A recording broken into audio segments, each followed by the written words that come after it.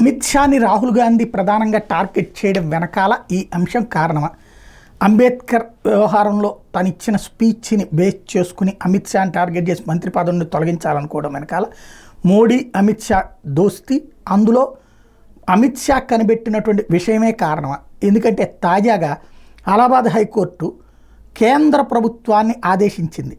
కేంద్ర ప్రభుత్వమే సరైనటువంటి అధికారం ఉన్నటువంటిది అన్నది. దేంట్లో అంటే రాహుల్ గాంధీ పౌరసత్వానికి సంబంధించినటువంటి అంశంలో కేంద్ర ప్రభుత్వం నిర్ణయం తీసుకోవాలి. ఈ మ్యాటర్ని మార్చి 24, 2025కి పోస్ట్ చేస్తూ ఏదైతే రాహుల్ గాంధీకి బ్రిటన్ పౌరసత్వం, భారత పౌరసత్వం రెండూ ఉన్నాయి అన్నటువంటి దాని మీద ఛాలెంజ్ చేస్తూ అలహాబాద్ హైకోర్టులో కేసు పడితే ఇది తేల్చాల్సినటువంటి బాధ్యత, దర్యాప్తు చేసి తేల్చాల్సిన బాధ్యత కేంద్ర ప్రభుత్వానికి ఉంది.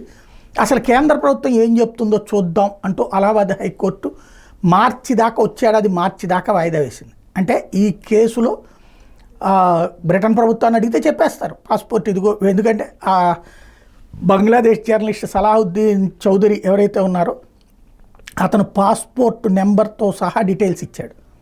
రాహుల్ గాంధీకి అక్కడ ఒక కంపెనీలో డైరెక్టర్గా ఉన్నాడు, బ్రిటన్ పౌరుని అని చెప్పుకున్నాడు.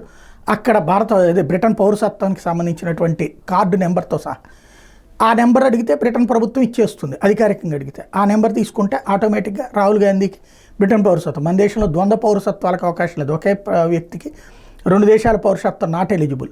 ఆ బేసిస్ మీదన అది దాచి ఇక్కడ పౌరసత్వం ఉందంటే క్రైమ్. కాబట్టి ఆ పాయింట్ మీద యాక్షన్ తీసుకొని ఇవ్వకుండా ఉండటం కోసం, ఎందుకంటే అది ఎప్పటి నుంచో ఉంది.